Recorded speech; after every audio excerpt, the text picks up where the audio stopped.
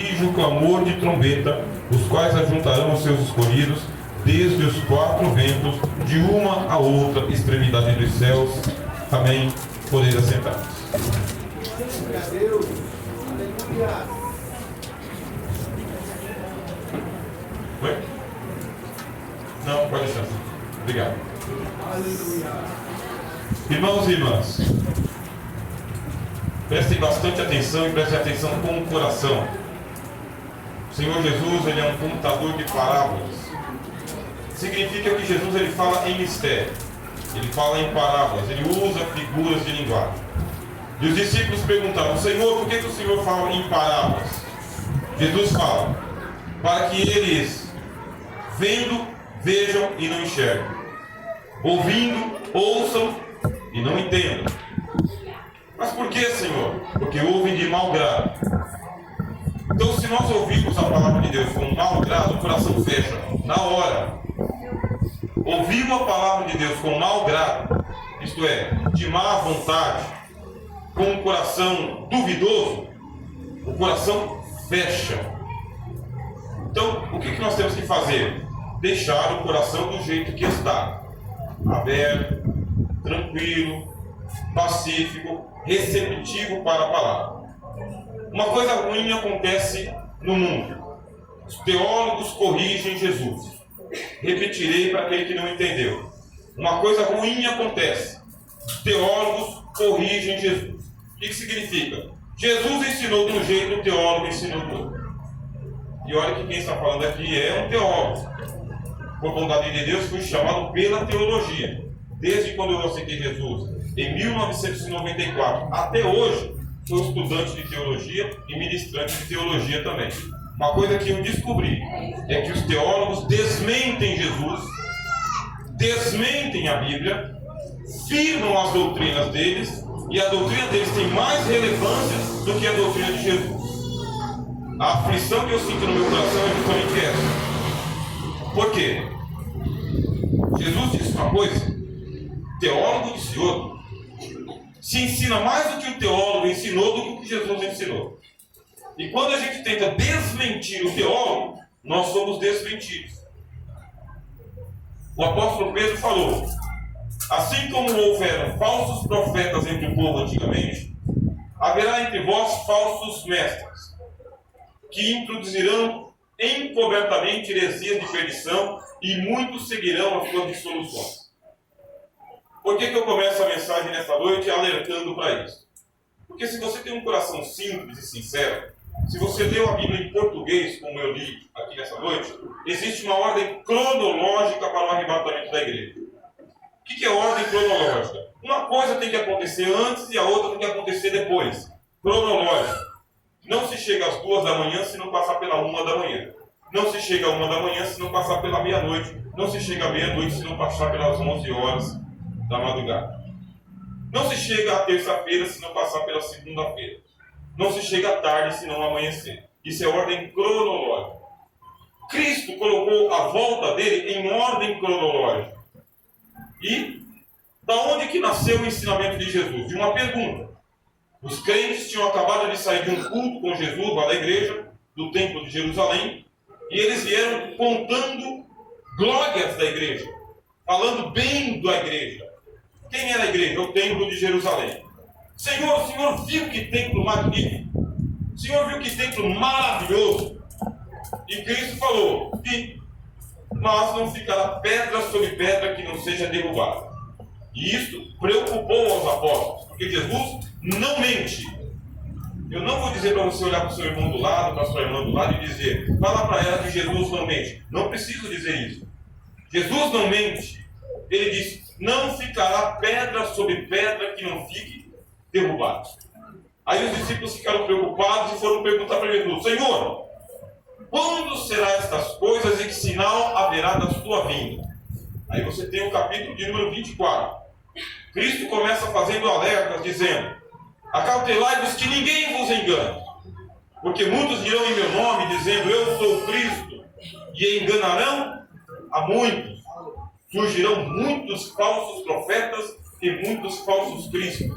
E Cristo começou a dizer de coisas que acontecerão, que são chamados de princípio de dores. Nação se levantará contra nação e reino contra reino. Terremotos, pestes, fome no mundo inteiro, mas ainda não será o fim. Isto é ordem cronológica. Será que Jesus está sem um parafuso na cabeça? Que ele não sabe o que é ordem cronológica? O que tem que vir primeiro para o que vem depois? Não, eu acredito que Jesus não estava aqui com um parafuso solto.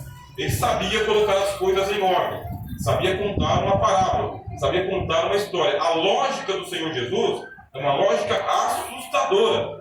Se você tivesse a oportunidade de conversar pessoalmente com Jesus, Jesus te mandaria um enigma e você ficaria a vida inteira pensando no enigma dele. Se ele dissesse uma palavra para você, dependendo do que ele falasse, você caía ali numa retórica de Jesus. Quando perguntar para ele, quem que é o meu próximo? Aí Cristo contou uma parábola. Um certo homem descia de Jerusalém rumo a Jericó, caiu na mão dos assaltantes, aí passou um sacerdote, não estava nem aí, passou um levita, não estava nem aí, passou um samaritano e deu guarida para aquele homem. Quem que é o próximo desse homem? O homem não tinha o que responder, eu acho que é o samaritano. Pois bem, vai lá e faz o mesmo. Esse é o estilo de Jesus, ele era uma pessoa muito lógica. Os discursos de Jesus são lógicos, as explicações são lógicas, tem uma cronologia para tudo aquilo que Jesus fala, e ele diz, a cronologia da minha volta é esta: nação contra nação, reino contra reino, pestilências, terremotos e fome em diversos lugares. Filho contra pai, pai contra o filho, esposo contra o marido, marido contra o esposo. De todos sereis odiados por causa do meu nome, e vos perseguirão de cidade em cidade. Essa é a cronologia. É chamada de princípio de dores. Tem que acontecer. Cristo falou, é mister que aconteça. Tem que acontecer. Você continua lendo, Jesus contando. Quando chega no versículo número 15, ele fala, quando pois virdes a abominação da desolação que falou o profeta Daniel, que está no lugar santo, quem lê, entenda. Os que estiverem na Judéia, fujam para os montes. Quem estiver no telhado, não desça a tirar alguma coisa de sua casa. Quem estiver no campo, não volte antes a buscar as suas vestes. Jesus continua contando. Princípio de dores. Quer dizer, as coisas não estão indo bem no mundo. As coisas não estão indo bem na economia, na vida social, na vida econômica, na vida política, na vida pessoal, na vida doméstica, na saúde. As coisas não estão bem. Os discípulos perguntaram, que sinais haverá na sua vida? Esses são os sinais. Sinais de que Jesus está às portas, de que a mesa está posta, de que o Evangelho está sendo pregado em todas as nações. Nós estamos no século 21, irmãs e irmãos. Nós estamos no século 21. Nós estamos há mais de 2020 anos pregando este Evangelho que saiu da Galileia, que saiu de Nazaré, que saiu da Judéia, que saiu de Jerusalém, foi para Antioquia, alcançou a Babilônia, chegou até o Egito, invadiu a África, foi por todos os continentes, varreu a Europa, chegou na América do Norte, desceu para a América do Sul, está voltando para a Europa, está voltando para os Estados Unidos. Nós estamos pregando o Evangelho do Reino de Deus, que diz, alentai-vos, porque o dia do Senhor está próximo. Quando o Evangelho começou a ser pregado, o céu estava esperando. Havia muitos lugares à mesa. Cristo contou uma parábola dizendo, o reino dos céus é semelhante a um senhor de terras, que saiu às 5 horas da manhã e disse, tem trabalho para vocês, entrem no trabalho. Depois ele saiu às 9 horas da manhã, encontrou uma turma e disse, tem trabalho para vocês, vão para a seara. Depois ele saiu ao meio-dia e disse, tem trabalho para vocês, vão para a seara. Depois ele saiu às 5 horas da tarde, encontrou um punhado de gente desempregada e disse, o que vocês estão fazendo por aqui? Ninguém nos assalariou. Pois então, tem trabalho para vocês, ide para o meu trabalho. São os trabalhadores da última hora. Pensem bem, usem a razão de vocês, usem a inteligência de vocês, usem a lógica de vocês. Quem são os trabalhadores das 5 horas da manhã? Os apóstolos. Quem são os trabalhadores das 9 horas da manhã? A segunda geração. Quem são os trabalhadores do meio-dia? A turma da Idade Média, os reformadores. Quem são os trabalhadores das 5 horas da tarde? Somos nós que aceitamos a Jesus desde o século XIX, século XX, século XXI. Nós somos os trabalhadores da última hora, à meia-noite. Ouviu-se um clamor. Aí vem o esposo. Na calada pastor e comandarábia. Glória a Deus. Aleluia. Estamos trabalhando nas últimas horas da igreja, nos últimos instantes da igreja. E nós somos testemunhas vivas do versículo que nós lemos nesta noite. Logo depois da aflição daqueles dias, o sol escurecerá, a lua não dará sua luz, e as estrelas cairão do céu, e as potências dos céus serão abaladas. Nós somos a geração que está testemunhando uma série de sinais, um seguido do outro, acumulando-se um ao outro, e detalhe, sendo noticiado na palma da mão. Todos os dias você pega o teu celular, sem você querer, a menina do Google manda um monte de notificações para você do que está acontecendo na China neste exato momento. Uma deputada dos Estados Unidos inventou de fazer uma viagem lá para a Ásia, chegou até Taiwan, que era uma ilha não anexada da China. A China entendeu aquilo como sendo uma provocação, e nesta semana ela está fazendo treinamento e lançamento de mísseis, dizendo: nós vamos anexar Taiwan à força. Qual que é o problema? A China é uma das maiores potências nucleares que nós temos no mundo. Estamos vivendo agora uma guerra da Rússia contra a Ucrânia. Olha o tamanho que é a Rússia. Olha o tamanho que é a Ucrânia. Era uma guerra para durar um mês. Estamos há 6 meses. Todas as nações da Europa se levantaram contra a Rússia. E agora quem está de joelhos diante da Rússia são as nações da Europa. A Rússia continua vencendo as suas guerras. A Rússia está aqui. A China está aqui. A Ucrânia está aqui e Taiwan está aqui. Vai acontecer uma coligação entre a Rússia e a China na Eurásia para se cumprir uma profecia que está no livro de Ezequiel, capítulo de número 36. A união das duas maiores potências do mundo, que é identificado na Bíblia como sendo o Cavaleiro Vermelho, que leva guerras para o mundo inteiro, com uma espada enorme, gigantesca, levando guerra para o mundo inteiro. Quero perguntar: seremos ou não a geração do arrebatamento? Seremos ou não a geração que verá, logo depois da aflição daqueles dias, o sol se escurecer, a lua não dar a sua luz, as estrelas caírem do céu e as potências dos céus serem abaladas? Seremos ou não? Quais sinais estão faltando para que a gente possa ver a volta do Senhor Jesus? O que disseram os teólogos? Para corrigi-los agora. Os teólogos disseram que o Senhor Jesus voltaria antes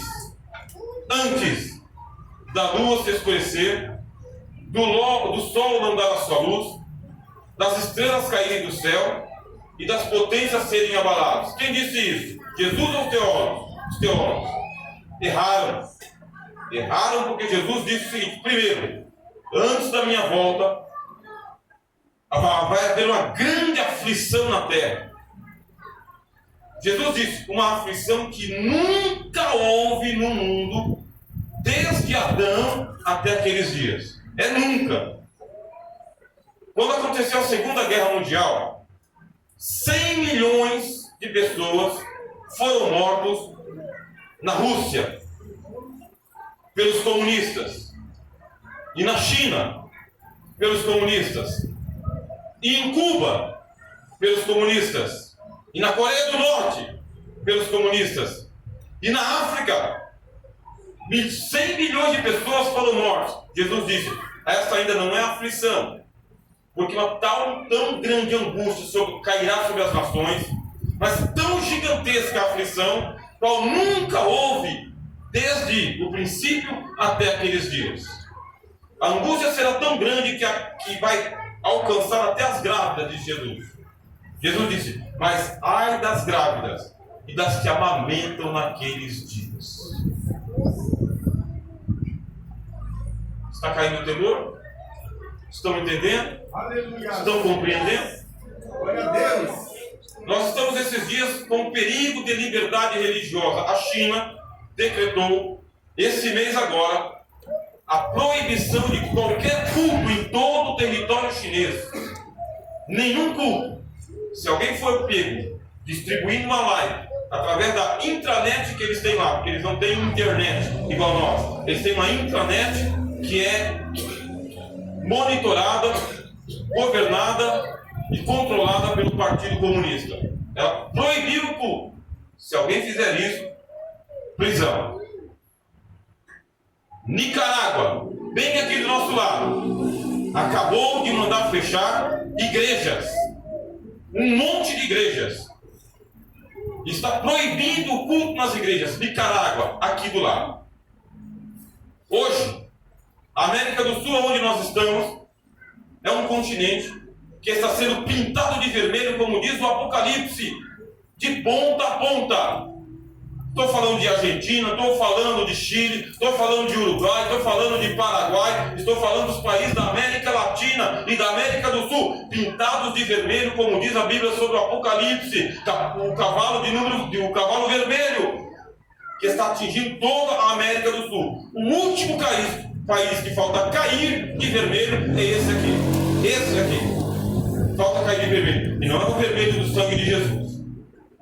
É do mesmo partido que dominou a Europa, a Alemanha, a Coreia, a China, a Rússia antiga.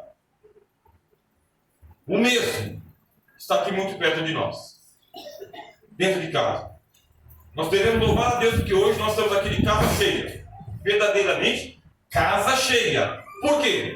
Porque Cristo está chamando o seu povo, está chamando a sua igreja, está chamando os intercessores, está fazendo um despertamento, dizendo exatamente o que nós ouvimos aqui: desperta a igreja, desperta a igreja, desperta a igreja, porque uma grande aflição está vindo sobre o mundo. Mas antes da volta de Jesus, ele disse, e eu vou repetir aqui: logo depois da aflição daqueles dias, o sol escurecerá. Nós veremos o sol escurecer.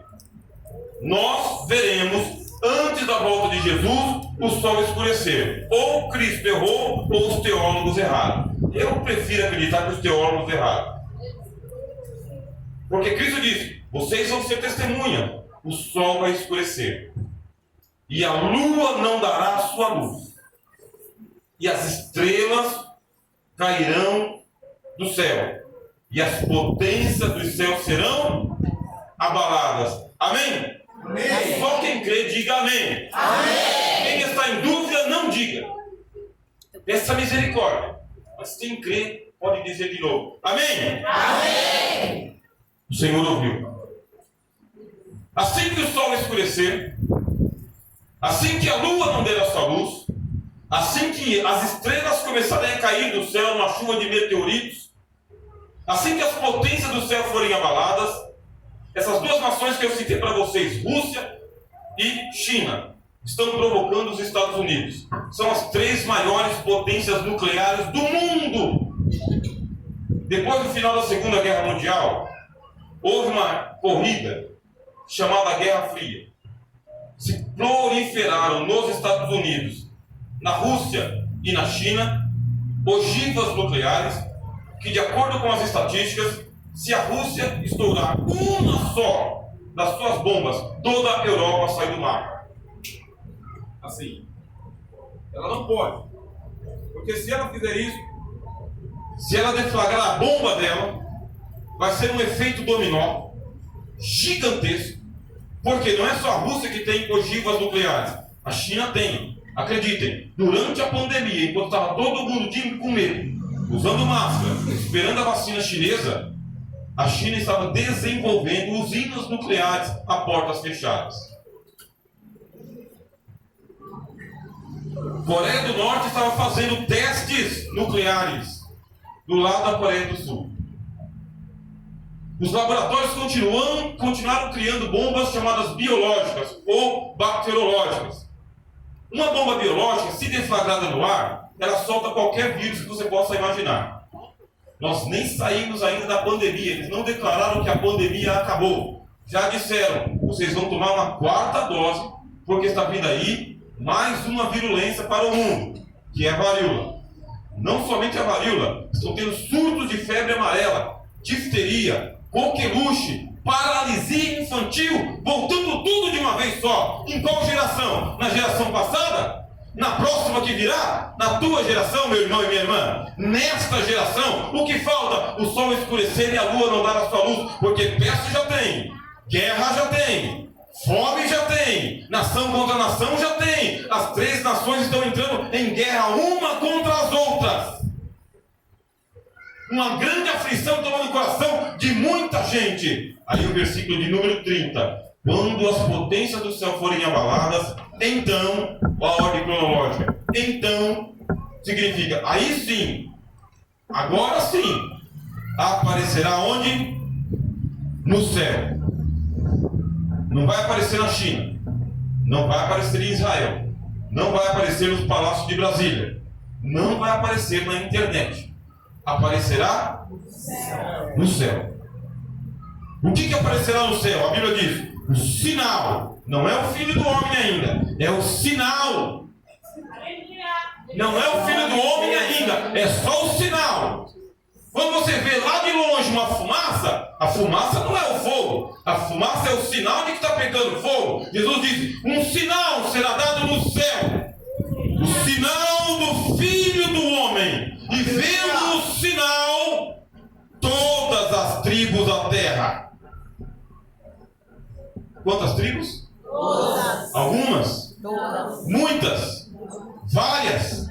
Quantas? Todas. Todas as tribos da terra, são todas. As tribos do Himalaia, as tribos da Groenlândia, as tribos da África do Norte, as tribos da África do Sul, as tribos da Índia, as tribos lá do Oriente Médio, do Irã, do Iraque, do Afeganistão, dos Estados Unidos, do Canadá, do Brasil, do Chile, da Guatemala. Todas as tribos da terra, disse Jesus, se lamentarão.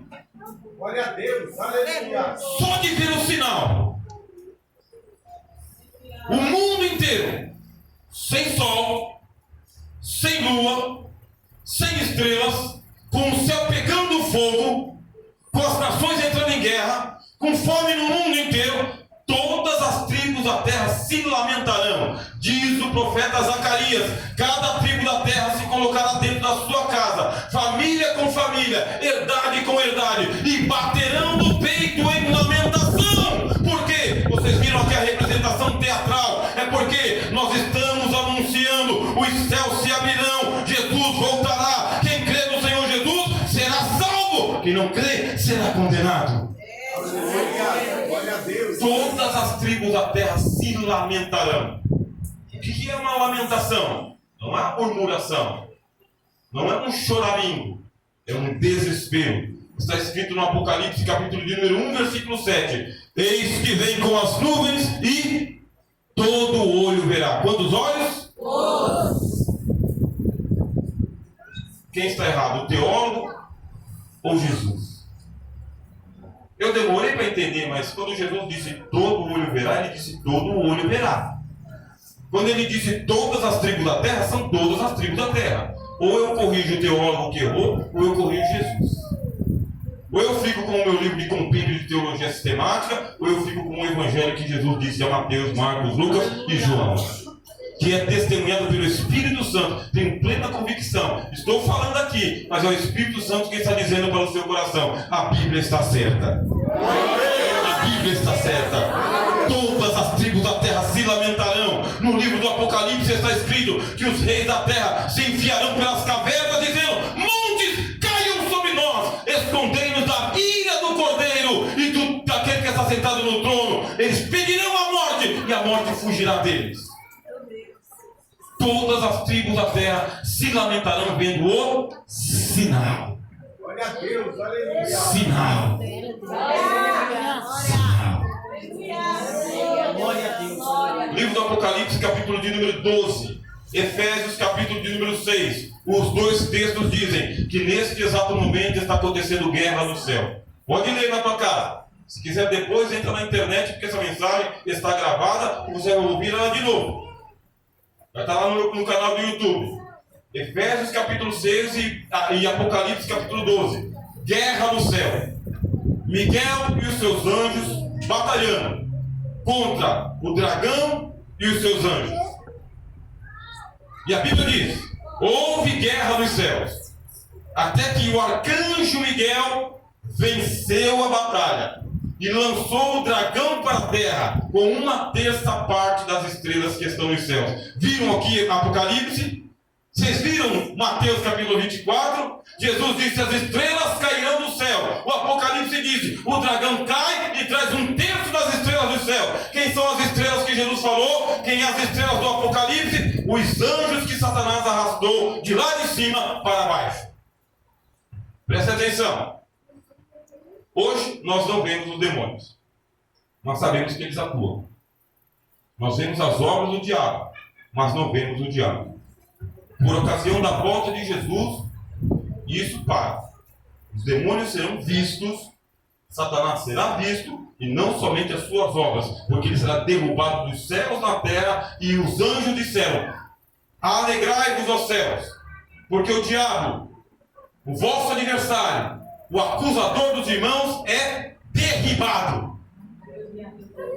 Ai dos que habitam na terra, porque Satanás desceu até vós e tem grande ira, sabendo que já tem pouco tempo.